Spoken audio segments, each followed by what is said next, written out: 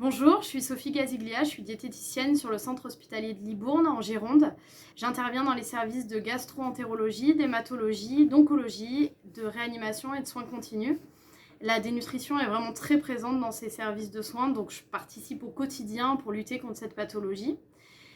L'objectif étant de dépister au maximum des patients afin de pouvoir mettre des actions en place pendant l'hospitalisation.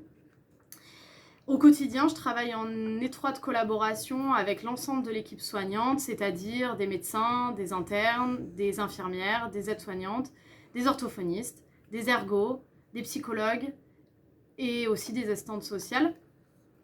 Donc dès l'entrée du patient au cours du recueil de données, on identifie s'il y a une variation de poids, si l'IMC du patient est normal, si son appétit est diminué, etc. Plein de critères différents.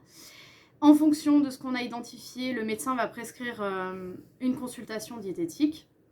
À ce moment-là, je réalise un bilan nutritionnel complet afin de pouvoir poser des objectifs qui vont, alors d'abord poser un diagnostic, poser des objectifs et ensuite qui vont nous mener à des préconisations.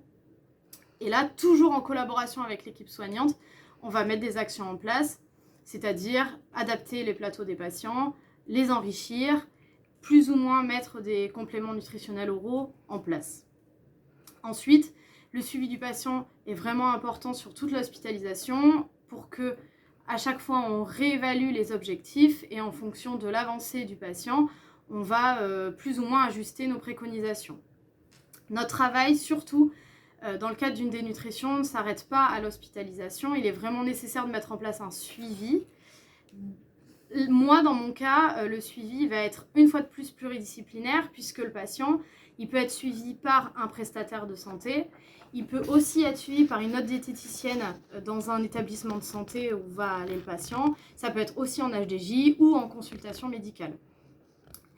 Pour optimiser la prise en charge des patients dénutris dans mon établissement, il semble indispensable de communiquer au maximum sur cette pathologie. C'est pourquoi cette année, mes collègues et moi, on a décidé de se mobiliser pour la semaine de la dénutrition. On a choisi de sensibiliser encore plus nos soignants et nos médecins avec qui on travaille pour vraiment insister sur l'importance du recueil de données à l'entrée du patient. Et aussi, on a décidé de faire un rappel sur les différents critères de dénutrition.